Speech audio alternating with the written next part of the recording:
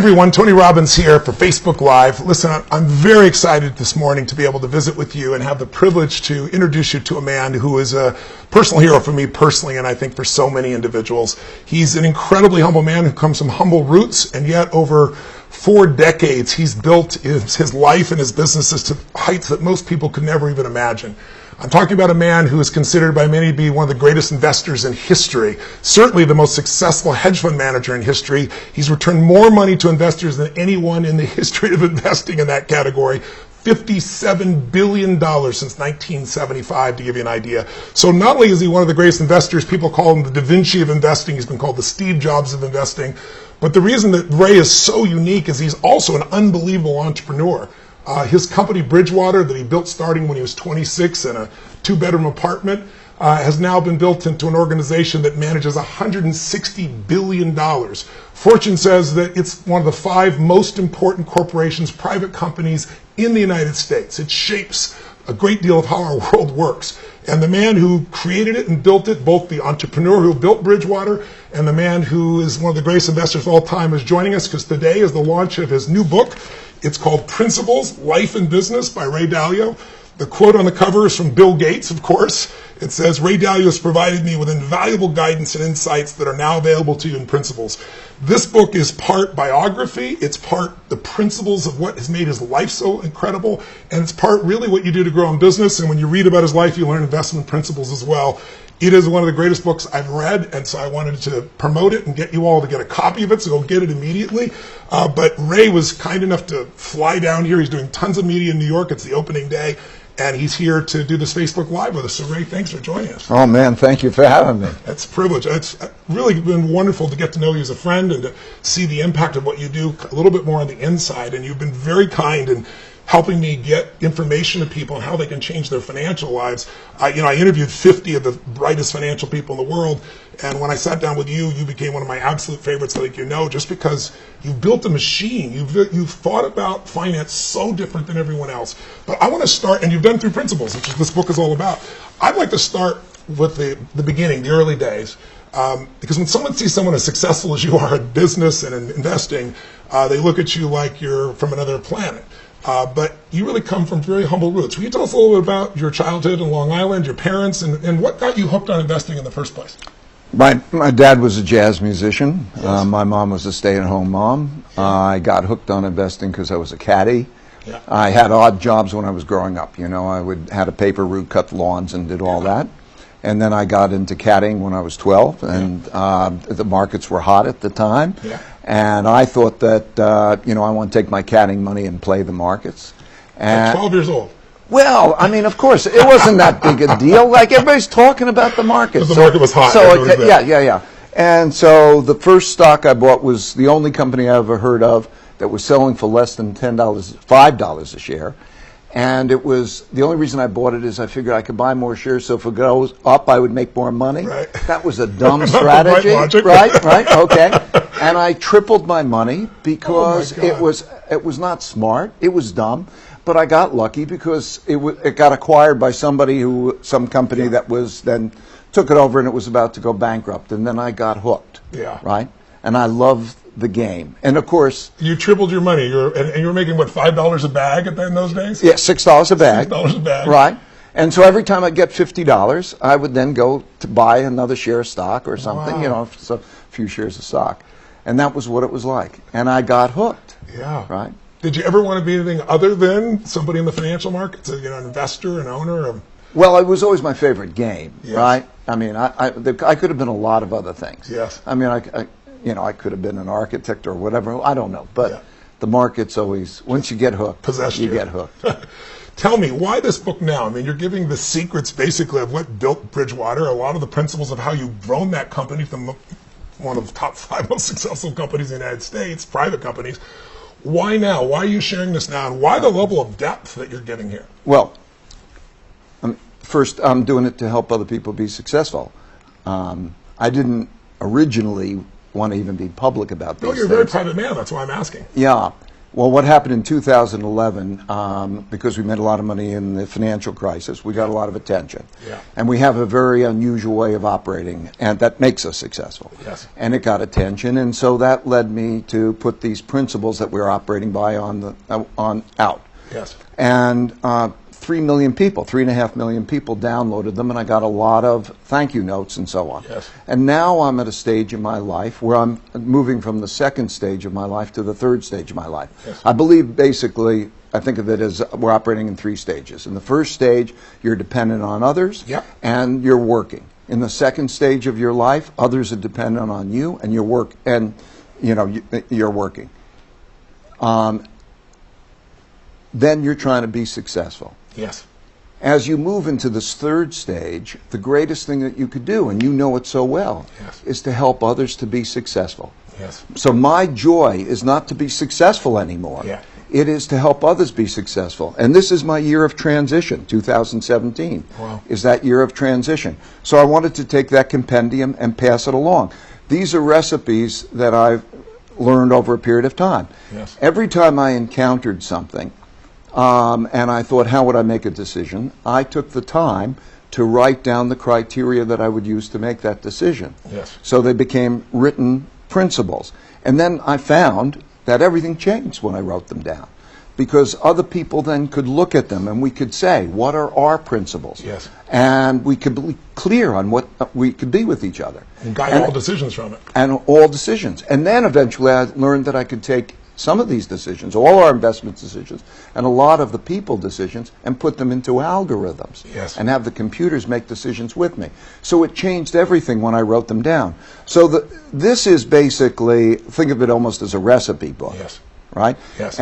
For if you encounter this thing, here's the principles I wrote for dealing with that thing. Yes. And then those have been vetted, and I just figure those people, anybody who reads it, can decide for themselves. Does that make sense or not make sense? Because I don't want people to follow my principles. I want people to know whatever their principles are, to Yes. come up with theirs. Yes. So I'm just trying to pass them along. And like I'll be asking you later, what are your principles? Yes. And let's just get the best principles there that help us. So I felt it was my obligation to do that at this phase of my life. It's beautiful. Well, it's also by doing it, you leverage yourself. You can have the impact without being there because you're empowering people to know how to make the best decision possible. I always say success is the result of good judgment. You have good judgment, make the right decisions, you're going to succeed. Good judgment is the result often of experience, and experience is often a result of bad judgment, as you've learned. Exactly. Exactly. I think the 2 things you need to do to be successful. Yes. You have to come up with the best decisions, and you Yes. have to have the courage to make them. Yes. And I think the real problem about most people with the best decisions is that they think it's in their heads. Yeah. And most people, tragically, are attached to opinions in their heads, and they don't put them out and stress test them. So the thing that I learned was really to take those ideas, put them out there in a certain way, and stress test them. Whatever success I've had in life has had more to my knowing how to deal with my not knowing Yes. than anything I know. And that taught me a lot more, and it taught me how to take in what others have, and that was, a key thing. So this is really about how to do that. Well, let's talk about how that came about for you, because I think, when I went around and interviewed people, when you watch somebody on CNBC, everybody knows the market's going. They're going to tell you with absolute certainty, right?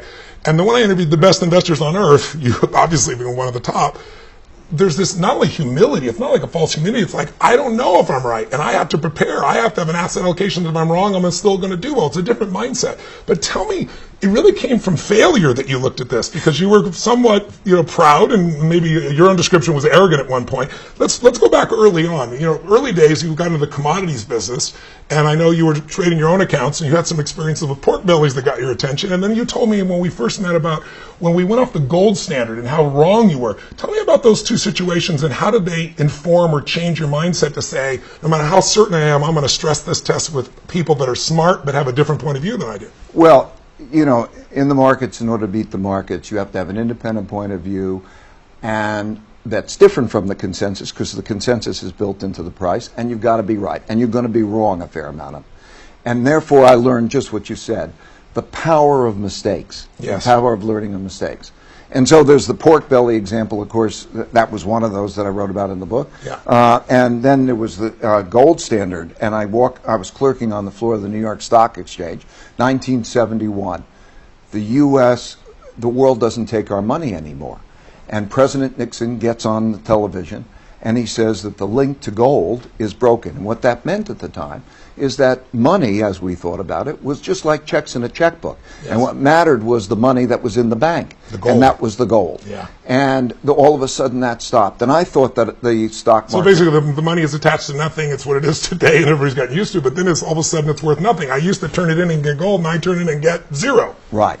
And I walked on the floor of the New York Stock Exchange, and I thought the stock market was going to go down, Yeah. and it went up. Okay. And what I realized then, that when I went back and I studied history, that although it never happened in my lifetime before, it happened before. And so the greatest surprises that I learned about are things that never happened in our lifetimes before. Yes. But they happened before.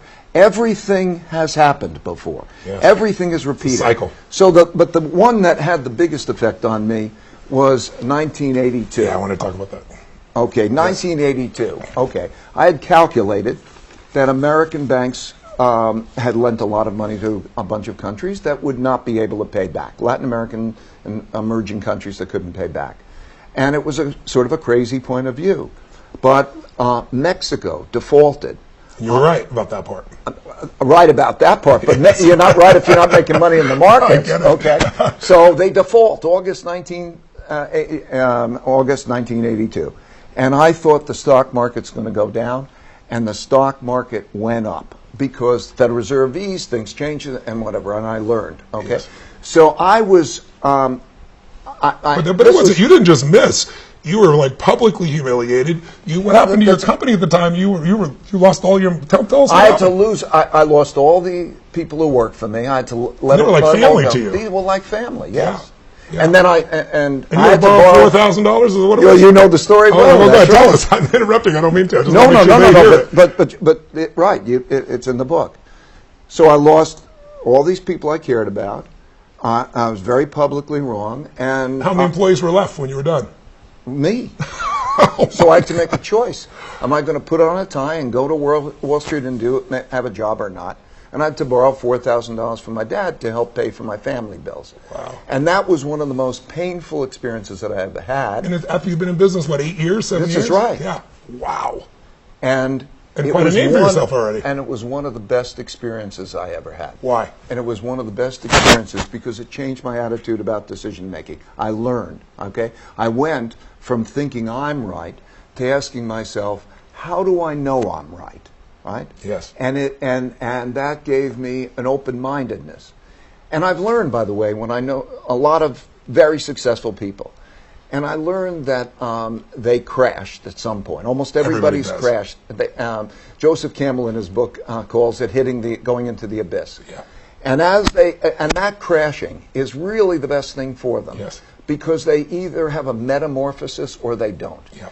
And I learned pain plus reflection equals progress. Yes. Right? Yes. In other words, those moments, and then quality reflections. So I learned that I needed to have an idea meritocracy. In other words, Explain that. okay, an idea meritocracy is when the best ideas win out. So it's not autocracy. It's not I'm in charge and I'm making the decisions. And it's not democracy. Everybody's equal. It's the people with the best ideas are the ones that influence where you go. Right. Well, to use an example, think about it this way. Supposing you have a sickness, and you go to a doctor. Okay, you can go to one doctor. You can go to 3 doctors. If you can triangulate among believable people, and then you're faced with the choice, how are you going to deal with that situation? So, for example, you might say, I think I should do this decision. Well, you'd be dumb if the doctors tell you to do the other decision, even though you don't understand it. If those people who are independent thinkers are willing to argue with each other, and they triangulate, and they think you should do something, you probably should do it. Right. But if they're at odds, you get to hear the disagreements. Why is it? It's the quickest way to get an education. Yes. So you raise your probabilities of being right. So I learned that one of the smartest things I could do was find the smartest people who disagreed with me and triangulate. And so when we came to the financial crisis in 2008, it was because we had this view that was very different from the rest of the world about the financial crisis. Yes. But to have that independent thinking and to do that triangulation. So it's humility. In other words, the humility, the fear of being wrong. I have a saying, if you don't worry, you need to worry. And if you worry, you don't need to worry, right? You don't need to, if you don't worry, you're probably going to get into trouble. Yes. And if you worry, you'll probably do the things that are necessary. Exactly. Yes, and so that change in mindset and being able to draw the best out of everybody so I can make the best decisions, not being attached to what I think. Yes. That's why I say I think it's one of the greatest tragedies of mankind. One of the greatest tragedies of mankind, because it so easily can be rectified. If people can separate their attachments for what they have in their head and put them out and stress test them properly, they will raise their probabilities of being right. This is key, has been key for me. I think, for those people watching, there's so many business owners out there, small and medium, big businesses. If you're watching, and I always talk about the fact that owners tend to put themselves in a position where they try to make 12 decisions. And I always say, get 12 of your best people and make one decision, because the crowd decision is always going to be better. But why don't people do that? Why do we have this push that we all think that we have to be the source, we have to have the answer, and we have to be, never fail, when it's just not realistic? What do you think that is in the human psyche? Well, and how have you balanced it? I've studied why this is. I've asked neuroscientists, I've asked psychologists why it is, and they say that there's two reasons for it. Partially it's neuroscience, and partially it's environment and habit. And it can be broken. So the neuroscience part of it is that deep-seated in our brains is a part of the brain called the amygdala, which is the fight or flight part of the brain. Survival. And there's a little bit of an instinct that if there's disagreement, that is conflict. And it produces an emotional reaction. There's a tendency to do that. The other part of it is the world rewards being right. In other words, you start with the smart kid who gets the A's on his test and so on. And then they don't go through their failure. You know that the best learning comes from failure, right? But if people become embarrassed about not knowing, we're in a society that operates that way. And if you can actually teach how great failure can be as a learning thing, it's so terrific. So it's a combination of habit and instincts. But I've learned that in 18 months, people can be totally different. We call it the getting to the other side. They go through this, of course, experience of everybody speaking frankly with each other and figuring out in an idea meritocratic way what's true, including what your weaknesses are. Do you want to know your weaknesses? Is it good? When you go through that, and people want to, so that they know how to compensate for those weaknesses, then they can move beyond that. And so what we found in a period of 18 months of doing that exercise, most people can get to the other side. Then they don't want to operate the old way. Because, first of all, they don't want people not to be straight with them. Like, do you want to know what I really think I don't want to talk about my back. So you ask people, they do. Their intellectual part of them does. Their emotional part needs to have a little bit of adjusting to that. And so we go through that process. And it changes everything, because great collective decision making with the smartest people who are willing to disagree is going to make you most likely to be right. You're learning right now the most fundamental, important distinction that has guided this man's life after going so much failure to have so much success. And every business person, any human being that wants to make better decisions needs to apply this. So I hope you'll take it in. It's kind of like when people succeed, they party. When they fail, they ponder. And there's no transformation out of partying. There's some enjoyment. But the pondering really can make the shifts. I think in order to be successful, you have to do 5 things. There's a sequence, okay? Great. First, you have to have your goals. You talk about audacious goals. Well, I think have audacious goals. Why? Right? I agree, but why? Because you want to have the greatest life you can possibly have and the greatest impact you can have. And your goals affect you, whatever they are. If they're small goals, you're affected in a small way. If they're really driven, you rise to the occasion. Right. Goals. Next, problems. On your way to your goals, you're going to encounter your problems or your failures. Right? But you don't tolerate them. You got it. Don't tolerate them. Yes. Right? Number 3 is then diagnose them to get at their root causes.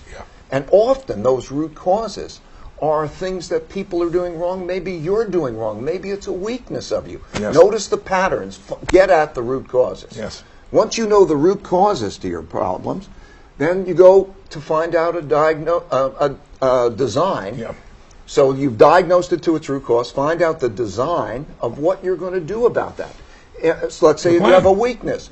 You might not, maybe it's develop the strength, or maybe it is to work with somebody who's strong where you're weak. So you don't always have to be able to overcome every weakness. Sometimes it's finding the right partner. It's usually the most practical thing, right? Makes sense. Because everybody's brain works in different ways. Yes. In other words, to see something one way, you're probably going to be blind in another way. Yeah. So to know how to work with people who are strong where you're weak Yeah. is very powerful. So number 3, design what you're going to do. Yeah. And number 4 and number 5 is to push through to results, right? Right. So you say, I've got a design. Okay, now goddamn do that design, right? Determination and flexibility to find the way. And that's it. This is what I call this looping. Go for your goals, identify and not tolerate your problems, get to the root cause of them, then design a path to fix those Solution, things, yeah. and then go beyond it to push through. And you just life is just basically keep doing that over and over again. Yes. And if you do that, you'll make the advances. That is why failure is a teacher. You know, if you have success, you did it right. So there's nothing to learn probably, right? If you have failure, there's something to learn, right? Yes. Make the most of your failures. What I learned, I developed an instinctual reaction that's different from failure. The instinct is now to view failure as a puzzle that will Yes. give me gems. The Once you puzzle, solve the puzzle. right? The puzzle is, what would I do differently in the future so not to have that result? And that's where the principles come from. That's what you write that down. Yeah. So And- you can guide those decisions in the future and really make it happen. After every event I've done, Ray, in 40 years, and my team will tell you there's no exaggeration, not after every event, after every break at every event, which is usually pretty late at night, I think you know, I do a debrief of everything that worked so I can capture it and why, the principle behind it, and then I do a debrief of what didn't work or could have been better and what should we do to change it and improve it. I've done that for 40 years to give you an idea. So there's a reason why events get better and better because it's nothing but principles. And then my team reviews it before the next event. We review what worked so we can do it again even better, and then we see what didn't and figure out what the solution is. And it's just, the learning never stops, right? Well, this is why something you and I want to pass along to the Yes. health, right? Yes, for the sure. value of mistakes. Yes. And they sting, so they stick. Yes, you remember them. Right. Yes. Like I think of my life, and I remember back, and I remember all my failures. I don't remember my successes. Yes. And so I would think it was a life of failure. Well, I'll remind you. You've had a lot of success. But I get because it. of that, Yes. it's all evolution. Yes. It's all evolution. Yes. And it's beautiful. But you can't worry about getting your knees skinned, you know? What have been some of your weaknesses? And maybe share with me, I know in 1993 you wrote about in the book, and we talked about it, you received a memo. You built this culture where everybody's transparent, where there's this total radical honesty and truth. Not meanness, just honesty. But not everybody was ready for that, and they were interpreting it a certain way. So tell me about that memo and how it changed you, but also tell me what has been one of your weaknesses and how have you either made it into a strength or how have you surrounded yourself with better people to overcome it? Okay, so let me take the 93 first, and then Yeah, I'll that'd get be to my great. weaknesses. So 1993, I then had about 70 people work for me. Yeah. And And how many do you have now? 1,800, 1,500? 1,500, yeah. 1,500, yeah. yeah. And so, and I get a review. I want to be reviewed by other people, and I get a review by some of them the closest, and they said, you did these things great, but you're demoralizing people. They're feeling, bad about all of these things. They're demoralized. Yes. And I said to myself, I didn't want to demoralize them. We're in it together. I didn't know if they didn't tell me, but fortunately came through this way. And I was put into a dilemma. How do I handle this? Do I be straightforward with the people? And because I want them to be straightforward with me Yes. and be straightforward, but it was difficult and it was a problem. And that was a very important time. Yes. Because the way that I dealt with it was to think, how are we going to behave with each other? So I sat down with them individually. And I said, do you want me to be straightforward? Do you want to know what I really think? Do you want me to listen to what you really think? Should we be this way together? And that began a process, really, of writing down principles of dealing with different things, putting them in writing, Yes. and then saying, can we agree that this is how we're going to be with each other? Yes. It's based on fairness and truth. That's right. Yes. But a lot of people could say that's discomforting. Most of the world doesn't do this, right? Yeah, why is it when they write about you, everybody honors you, obviously, but you always, once in a while, get those pieces like they talk about your group like it's a cult. And it's like, it's not a cult. It's the silliest thing I've ever heard. It's an unbelievable standard. It's like a group of Navy SEALs because the standard is so high. What are they missing about your culture? I know. What is it they missing? I think that some people, get bruised by this, Yes. right? By that straightforwardness. Is there a percentage of the population that just can't handle it in terms of their psychological makeup? That's right. There's we find in about the first 18 months, 2 years, about a third of the population doesn't make it. Yeah. Right? That makes sense. It's not for them. And it's totally fine. Yes. Okay? But this is radical what honesty. happens, it basically is a battle that they have between their two yous, we call Right. it. Okay? There are two yous Freud's in your view, yeah. brain. Okay? There's the upper level you that is logical, rational, and say, would I like to know what's true? Would I like to know my weaknesses? Would I like to... Cerebral all of that. cortex. Yeah, Okay. thinking part. The prefrontal cortex. Yeah. And then the other parts of our brain, the subliminal amygdala and so on, that doesn't like that. Yeah. And so usually they go through this process. They think the process is fair.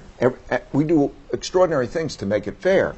But they are really having a battle of their two yous. Yes, I get So it. that's what's going on to a large extent. Yes. And so it's a difficult environment. It's like you say, it's like an intellectual Navy SEALs, right? If you get to the other side and you get through it and you have these relationships are very important. Then it's powerful. I want to describe it maybe in one long sentence, okay?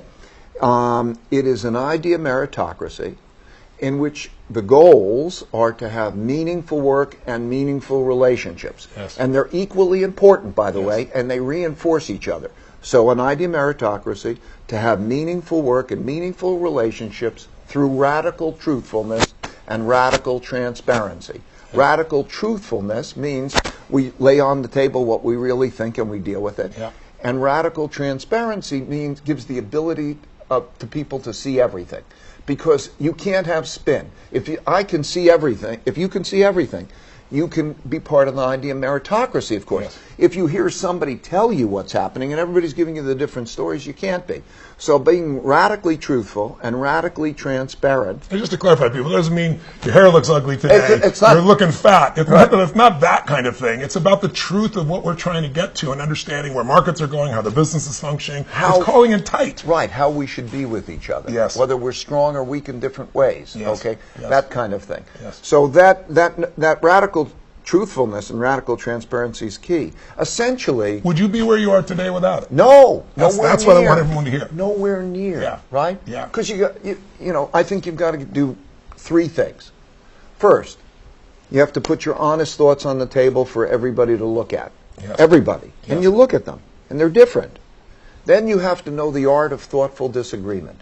In other words, maybe I'm right, maybe I'm wrong. How do you work through to get a better answer than you would have individually? Yes. Okay? Yes. Thoughtful disagreement. To like it, to respect the other person, and not To know that it's going to lead to something greater for everyone. Of course. Yeah, higher mission, Okay? higher and purpose. then third is if the disagreements remain, you have to have protocols for getting past that. In our case, we have what we call believability-weighted decision-making. In other words, we have not an autocracy and not a democracy, Yeah. but idea meritocracy, in which there's ways where Who's got the best track record in those the areas track of record decision-making? and everybody and who thinks is the best decision making In that category. in that category. Got it. Exactly. Got it. And so if you have an idea meritocracy where the best ideas win out, it's going to be so much better than if you're stuck with the ideas in your head, right? Yeah, without a doubt. And it's And right. and personal development. Yes. How can you grow if you can't be honest, right? How can you grow So- if you can't be truthful? The truth sets us free. And the relationships. The thing that has been best for me, now I'm at a stage in my life where I look back Yes. and I reflect. Yes. And I think, wow, it's been great in so many ways. But the best were the relationships. It wasn't the money, okay? Yeah. I mean, that was great. Sure. All these other things, you know, Yeah. track record, we did good things to clients, all that. Yeah. Great. But it was still the relationships. And those honest relationships Yes. are deeper and better. Yes. It's tough love. It's the benefit of tough love. Tough love is the best love. Yes. When right? it's given from the heart still. That's the secret. It's coming from a place of truly caring. Not trying to just, exactly. Because, well, you do it all the time, right?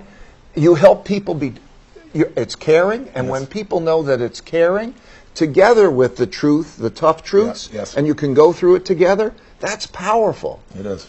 Tell me, what's been one of the weaknesses that you had to deal with early on, and how did you deal with it? Did you find a way to grow through it? Did you find people around you had better skill sets? What would it be? Well, early on, I have a terrible rote memory. Like, I mean, I can't remember anything that doesn't have a reason for being what it is. Wow. So, I mean, like, I was a bad student. I thought you had the highest grades in your class at Harvard. No. At Harvard Business School, I loved Harvard Business School because it was you loved it, you did well. It was a different kind of education. Oh, interesting. Because it wasn't a memory. It had nothing to do with memory. It was quality. So for most of my early years, I hated school. Got it. I have a bad rote memory. I tend to be details are a mess for me. Right. You know, anybody who's around me, I need to work with people who are meticulous, you know, and detail oriented. Yes. So supplement you. So yeah, and then I would say that certainly my audaciousness had an arrogance to it, but that before I got the shit kicked out of me, in order, enough times to learn fear. Sometimes it takes multiple times to get the shit kicked out of you before you learn, right? Learn fear. Yeah. Those were the things. Yes. But then I start to learn, it doesn't matter. Weaknesses don't matter, really. Yeah, give us a metaphor. When we first met, you shared with me your philosophy of like looking at life as the jungle and how that kind of shifted the way you even built your company. Tell me a little bit about the jungle metaphor. Yeah, so in 1982, when I crashed and I had to think, okay, would I go get a job and work in that, or would I continue on with the audacious goals? Yes. I realized it seemed to me like it was being on one side of a jungle, and I could stay on the safe side of the jungle, but not have a terrific life. Right. And in order to have a terrific life, I had to go through this dangerous jungle. Yes. And in order to have a great life. And I think, okay, what would I do? Now, for me, I need to go after the great life. I mean, I just need to do it. You can't settle. So, and I think, well, how would I go into that dangerous jungle with all of these different things? And what I realized is that if I go into it with people who also are with me on it, who see differently, who can see what I can't see, and we each can bring our own, that we together can go through that dangerous jungle to get the other side to have a great life. Yes. So that's what it's like. And it wasn't just people that agreed with you, it was people that disagreed with you. No, of course. Yeah, I just want to make sure everybody understands that. Yes. See differently. Yes, it's not just somebody disagrees with you, though. It's somebody who's qualified to disagree with you. Sometimes one of your principles is, when to not say anything, when to shut up, when do you keep your opinion to yourself. Explain that. You really recruit the best of the best, but you're not looking for everybody's going to attaboy you. You're looking for people who have a radically different point of view, and out of that, you're pulling this. Maybe explain what's it called, the dot, what do you call the dot collector? The dot collector. Maybe explain to people how that functionally happens, because people can criticize you in the company. You can have a 24-year-old who's no background and say, Ray, I think you're doing a crap job on this. And someone else might say you're doing a great job. How do you measure and decide who to listen to? How do you make that meritocracy work? Okay, I want to say that for anybody who wants to see it, there's a TED Talk. I'm gonna put it out in 16 minutes, and you'll see how the dot collector works. Perfect. Right? But what it is as the meetings are going on, people are very easily dotting. They call dotting. Yes. So they're conveying what they're seeing and how each person is behaving about different things. So you might be speaking, and they might say what? Some people might think that's the most arrogant thing or the stupidest thing, or you're not being considerate to that person, or there's like one of 50 different things you can hit. You can go ... Ray, bum, that. Bad, good, boom. Yes. And we all do it together, right? So that creates all of a sudden the visualization of how everybody's seeing everything. So that comes up on a screen, and you're seeing in colors. how people are seeing each other and the colors. Wow. So what happens from that, which is unbelievable, is that you ask yourself, how do I know that I'm seeing it the right way? Because this young lady might be saying this is stupid, and there's 4 other people saying this is genius, and you're seeing all that in real time? In real time. Wow. So because when you're seeing it in real time, you're forced to say, how do I know that I'm not the wrong one? Or why am I seeing it that way that is different from that? And so what happens is the computer is analyzing simultaneously who is seeing what way, and it causes people to go above themselves, right? In other words, it really provides perspective. Yeah, because you're just one of those in that line and in this grid. And now you go above yourself and you're saying, this is how everybody's seeing. Then it raises the question of, together, how do we know what's best? Right. Okay? Just because it's in your head doesn't mean it's best. So how do we know what's best?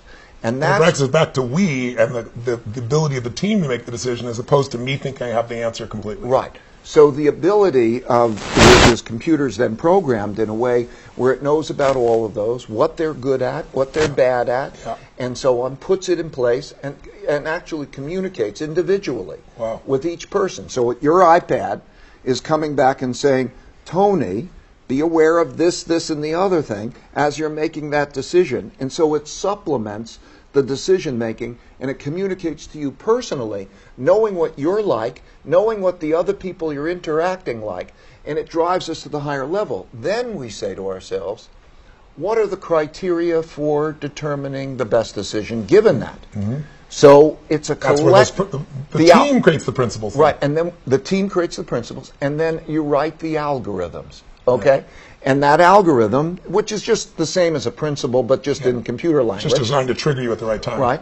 It comes and it communicates with you, and it says, okay, now how do we make a believability-weighted decision based on the strengths and weaknesses? So that if, let's say, 4 believable people at one level outvote one who might even have a higher believability at another, what is our way of doing that? Yeah. And because everybody believes that that's an idea meritocratic way, most everybody believe that, because we can do that collectively, that's why we create an idea meritocracy. I don't want it to sound complicated. It's just because it's evolved in these ways. Yeah, over time. The important thing for anybody out there, they may not have the algorithm, okay? They won't have a lot of things, although I would like to put this out for everybody to have. That's beautiful. But what I think the important thing is just the understanding, just the wanting of idea meritocratic decision making. Yeah. Just the writing down of what are the principles when we get into that situation. How will we deal with that situation, and we agree on those principles. Yes. And then you build on that. Anybody can do that. Yeah. It's all about making the right decision, ultimately. It's all about That's all it really is. All this is that we have the right decision, and you've been able to make the right decisions more than anybody else in your category. You're twice. I just want people to know, wealthy people take their money and put it in a hedge fund. A large hedge fund might be $20 billion. You're $160 billion. You're bigger than your 2 biggest competitors combined. So he's actually showing you how they make these decisions. What do you do on Monday? But it's not me. Well, your team, excuse me. That's I'm exactly saying right. it's that's this. the beauty. I get it. Right? I get it. The power it's of it. this. Yeah, it's the power of the crowd. Because if you're stuck with all you've got in your head, that's very little in relationship to all that's out there. And that's what makes you a business owner anyway, as opposed to an operator, is when you can be in a position where the team is making those decisions and not just you. Otherwise, you're carrying it all on your back. But even if you're just the one guy and you have the one business, you still have all those people around you. Exactly right. It's all about skewing the probability of being right? It's awesome. Tell me, in 2008, you saw what was coming. You tried to warn people. Very few people listened to you. What did you see that no one else saw? That, let you know what's going on so you could do well even during that time and protect? Well, we went through the calc. It's really pretty simple. At individual and levels, we went down how much is going to have to be paid back in debt, what are the calculations, who lends the money, and we could see that we were going to have a debt crisis. But why didn't anybody else see that? But I want to make it. I did a 30-minute video on how the economic machine we want people to works, see that. And I'd say if they look at that, almost everything I know that's worthwhile in economics is in that 30-minute video. Yes. And so you can understand, how do you see a bubble? How do you, what are they like? Bubbles and busts and so on. Where are we today in our economic cycle? That's my question. Where are we today in our economic cycle? Well, and that's, as you know, there's productivity is one, productivity. When we learn, we do things better, and we advance our living standards by learning. And that happens at a certain pace. Yes. And that's the line. And then around that line, there are two big cycles. There's a short-term debt cycle, which we call a business cycle, right? Yes. You go from a recession to an overheating the economy and so on. It's over 5 to 8 years usually. Yeah, so, and it'll stretch. We are, putting the side away, we're at that part of the cycle. We're in the beginning of the late part of the cycle, where no longer do we have the slack, but we're not having tightness. Right. So we're in that part of the cycle, which is the Goldilocks part of the cycle, when things are not too hot and not too cold. Yes. And so as a result, we don't have too much inflation, we don't have too much growth, everything is kind of tepid. That's Yes. the part of the cycle we're at. Yeah. So as a result, the Federal Reserve, which pushed a lot of money into the system, will stop pushing those money into the system. As a result of pushing interest rates down, they're going to stop pushing those interest rates down. And now we're in that transition period. Okay? That's the short-term debt cycle. And it's probably not going to produce much volatility. It's going to create that kind of, and almost everything is sort of like at equilibrium. There's short-term interest rates where they are and so on. In addition, though, in the long-term debt cycle, we are late in the long-term debt cycle. The amount you've got to watch this video because you'll understand this more thoroughly. It's on YouTube. What's the title again? It's How the Economic Machine Works. Right. But please continue. I just want to make sure they know to look. Yeah. Over the period of time, we have accumulated lots of debts, and then some obligations that are not necessarily called hard debts, Right. Pension obligations, Yes. a lot of Social pension Security, obligations, Medicaid. and then Medicaid and health care. And the demographics are changing, and all of those obligations cannot be met, and they're like a lot of debt, and they're squeezing us. They're going to squeeze us. Okay, so that we're in that middle part of the cycle with that squeezing gradually coming. We don't have a bubble, so we don't have to worry about that. We're going to have a gradual You're not squeeze. worried about another 2008. Here's the question I had. Here's what I'm worried please about. tell me. What are you We're going to have a squeeze, a slow squeeze, and the biggest thing to understand is that we don't have one economy. Think of it as having two economies. Okay? Think of it to make it this way. There's let's call it the bottom 60% and the top 40%. Yes. Okay? Because we make a mistake of thinking about the economy or the average economy, and you don't realize how different those are. And that's the biggest issue of our time. So very much like the late 30s. Okay. Same things, by the way, happened in all of the 30s up to 1937. This year is very similar to 1937. In what ways? Back then, they had a debt crisis, 29 to 32. That was the same as our 2008 debt crisis. Mm-hmm. Both cases, interest rates hit zero. In both cases, the central banks printed a lot of money, bought a lot of financial assets, pushed the economy and the market higher in up to 1937, up until now. And then there was a giant wealth gap. So today, the top 0.1% of the population's wealth is equal to the bottom 90% combined. Mind-boggling. 0.1% equals bottom 90%. You have to go back to 1935 to 1940. And also as a result of that, you have populism. Yes. Because one segment the economy's not working for. Yeah. Okay? And there's an odds, and we saw it reflected in our election, Yes. and we're seeing populism around the world take place. Yes. Very similar. And in 1937, we were at the exact same point in the cycle, and the Federal Reserve decided to tighten monetary policy, and as a result, we had a 50% fall in the stock market. We had a lot of problems. We don't have to enact that. There are lessons to be learned from that period of time. I think the Fed is You're talking about a soft landing system. in other words, we don't want to. You can't have an economic downturn, right? Even though times are supposedly great for the average. The stock price is at new highs. We have a situation in where the unemployment rate is low. If you look at the circumstances of that bottom 60%, the economy has not worked. They haven't had growth. That's right. Their death rates are rising At only places in the world. They're rising because of opiates and because of suicides. The employment, that middle part of the economy is having a hollowing out.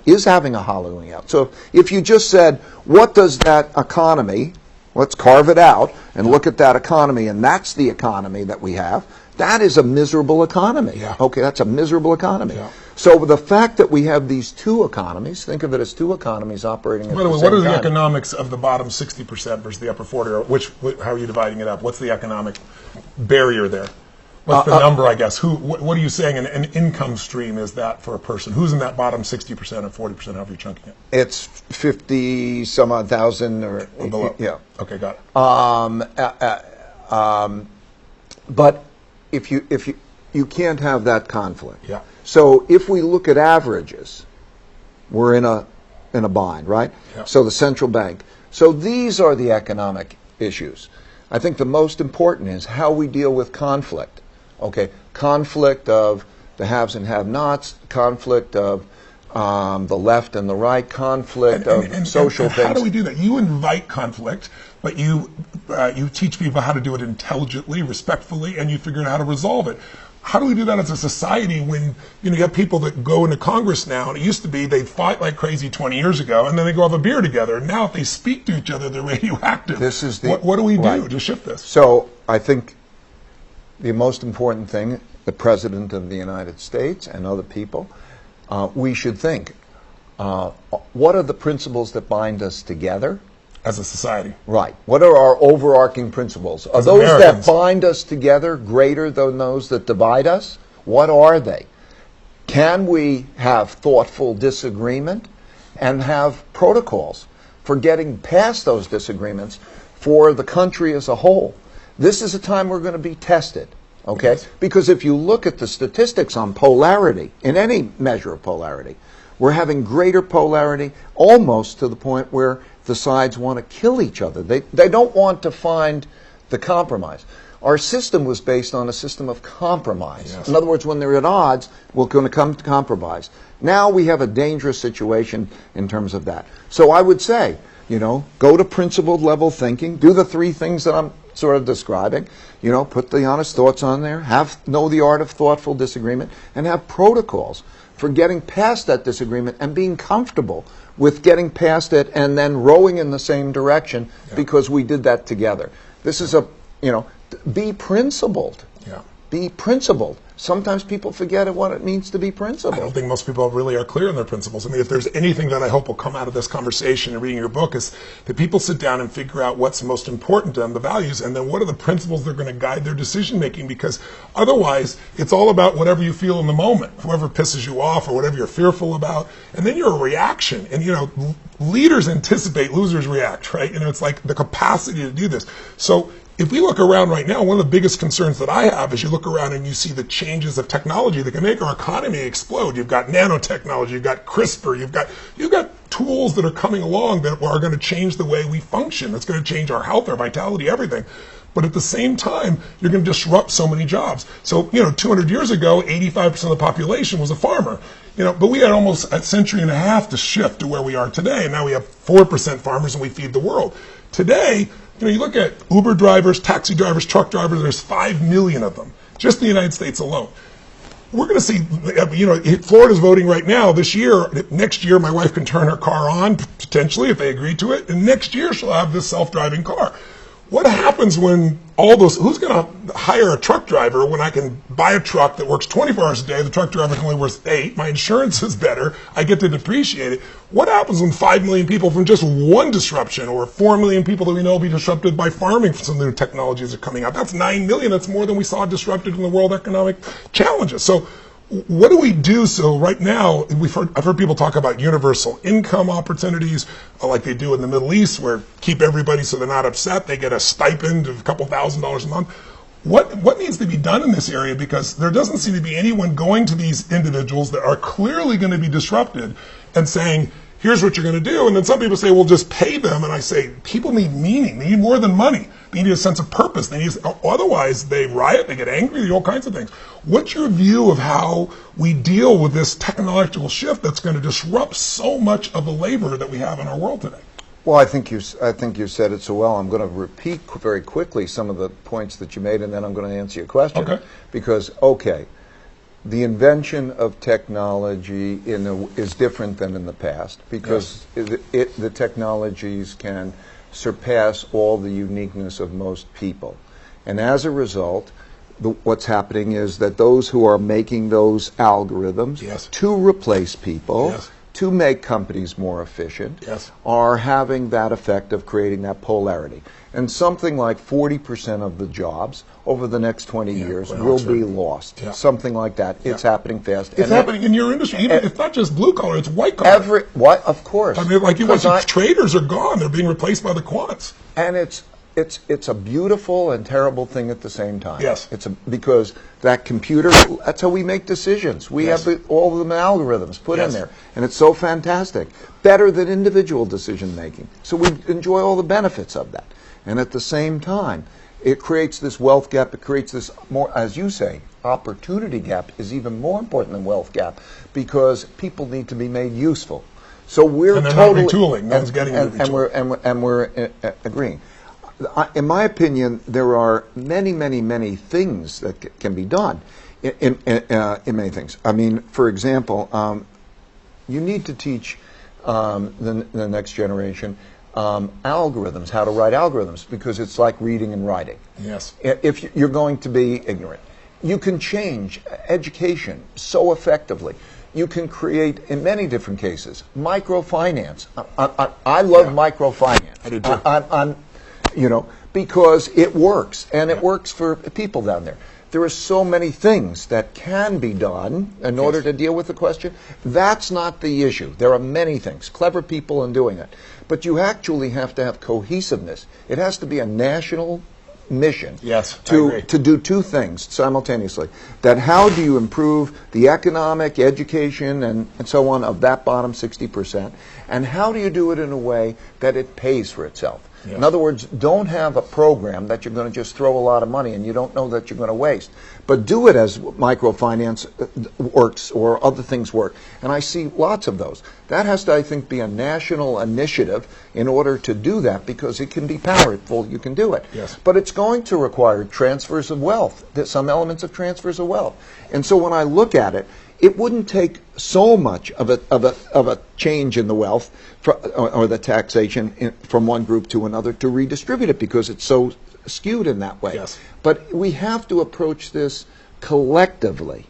Okay? Yes. Because if it's angry, if one group is angry at the other group and beat it out of them, then we're going to have people running away. People are leaving one state to go to another state, and all of this. How we do this collectively has to do with more how we are with each other than are there solutions. There are solutions. And we went to the moon, right? We're going to Mars now. We can do amazing things. But I do believe in initiative in which the goal is to deal with that issue, particularly the bottom 60%, their opportunity, their income, and to do that in ways that are self-funding. In other words, if you borrow it, it pays it back because of the productivity that's going to happen. As opposed to borrowing money for a television set or borrowing money for a college education that maybe doesn't provide a job. Well, a lot of programs, here's one of the problems. A lot of programs are put into place by policymakers who really, in a sense, may not have a clue. And they think, I'm going to do this program, and they don't pay off. The one thing about business that I also bring to philanthropy that I see is, can it pay for itself if you can get there? Not all good things can pay for themselves. I get that. Okay? So there's room for giving people money because they can. But there's an enormous ability to have it pay for. This week I'm going to go to honor Mohammed Yunus, who was the founder of microfinance. Okay?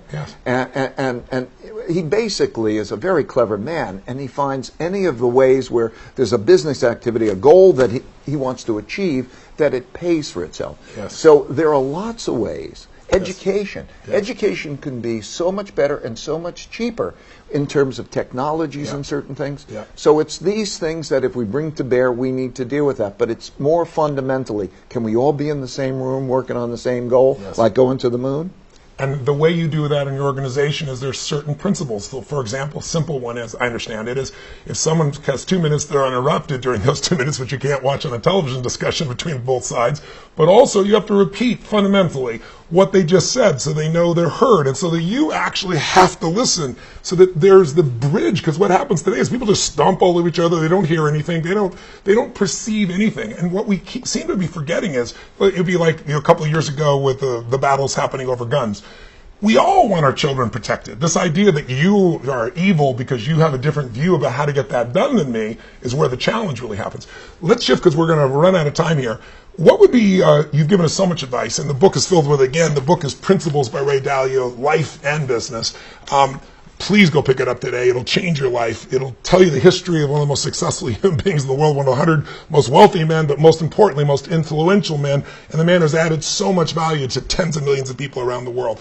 What would be your best advice for business owners out there? You've kind of done it, but if we're going to summarize, what would be 2 or 3 of the most important principles that you'd share with a business owner and help them to succeed? One of them is, you talk about it's not only what, but who, picking the right people. But what would be something you could give them right now as a trigger saying, if you really want to grow, here are 2 or 3 areas that I would put your focus in to expand or generate. I tell people you got to run 2 businesses, the business you're in and the business you're becoming, right? Because you have to anticipate. What would be your advice?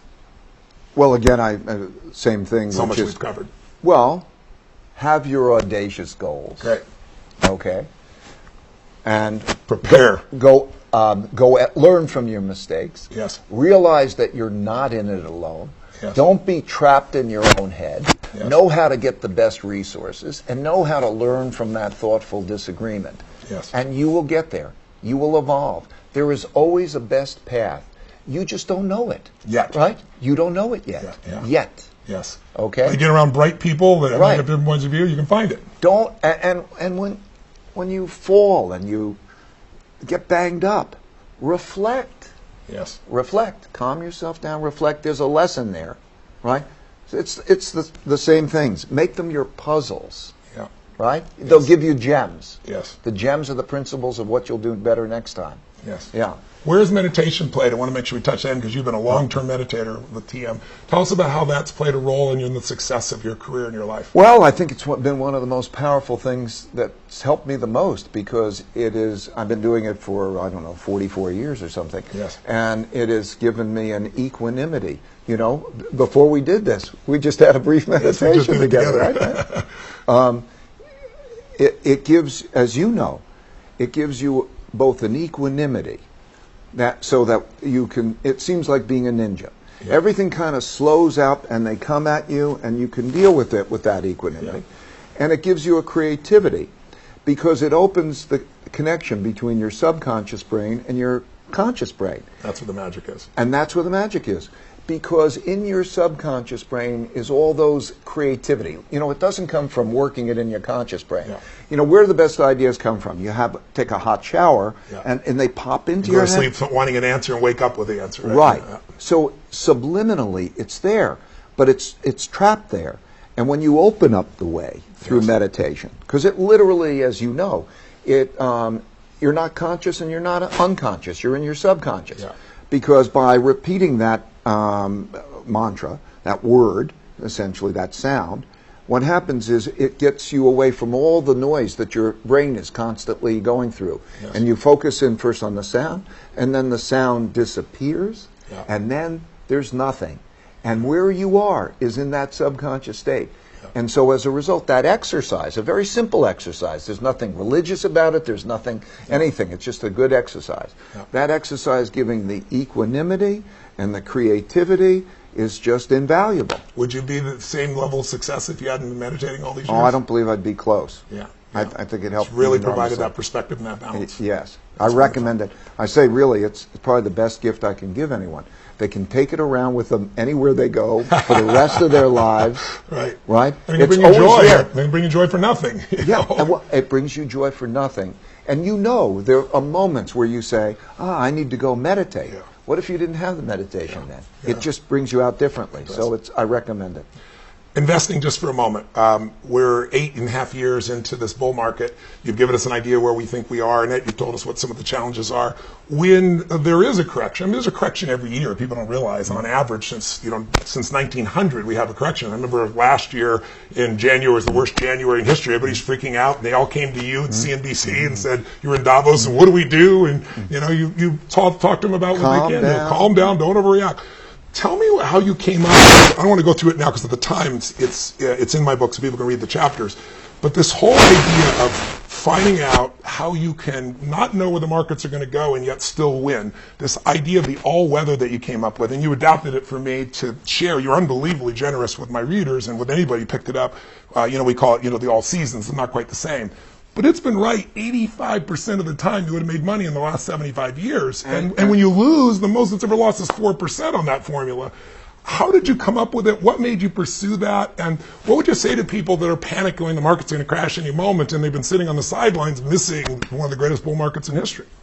I'm going to give the brief answer, and then which is that diversification properly balancing, means that you could take equally good things and you can reduce the risk. And because they're equally... I just want to clarify, you said that the holy grail of investing you found early on, changed your career, and it was how you could reduce your risk but not reduce your returns. How did you do that? By knowing how to balance, okay? When you can take equally good things, yes, they're equally good, so your expectation of return is equal, right?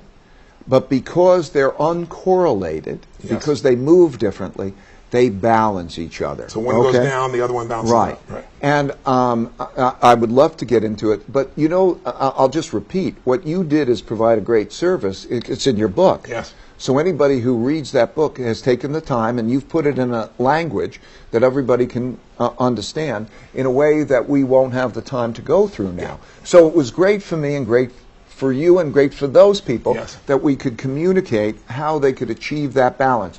It's so important because you have to understand that in order to beat somebody, the market's a zero sum. Yeah. And adding value, loses. That's right. Yeah.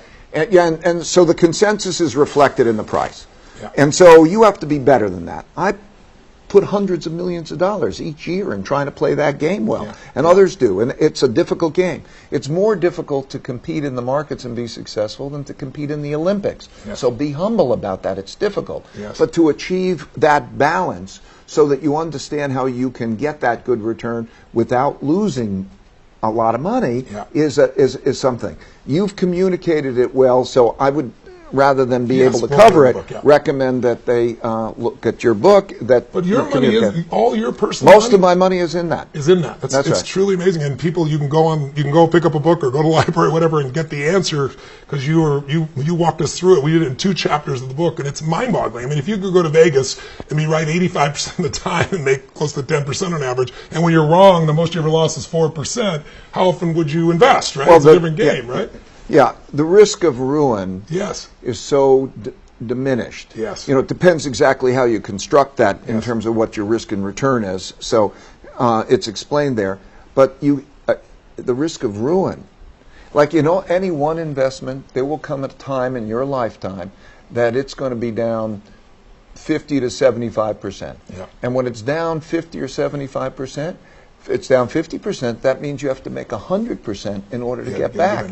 So you can't afford those kinds of things. Especially if it's later in life, you don't have the time, right? Right. Yeah. So this is really the way to protect themselves. Well, many people get great returns, but then they also slash to the bottom. But one of your principles is not lose money. These are good returns. Yeah, these are great returns, but you're limiting the downside massively. We're out of time now, so the last piece, is there anything we've covered you haven't been able to share? What's the core message you want people to leave with? Whether they're an entrepreneur or an investor or just somebody who wants to improve their life, what would you say that core message? Well, most importantly, have their principles that deal with reality. Yes. Well, embrace reality and deal with it, and have those core principles, and get them wherever they can.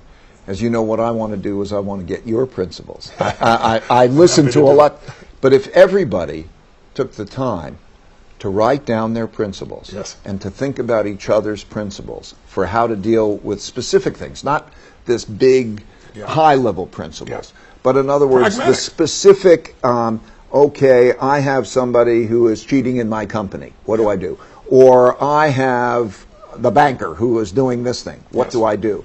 Or how do I recruit the best team? I mean, every recipe like that is here.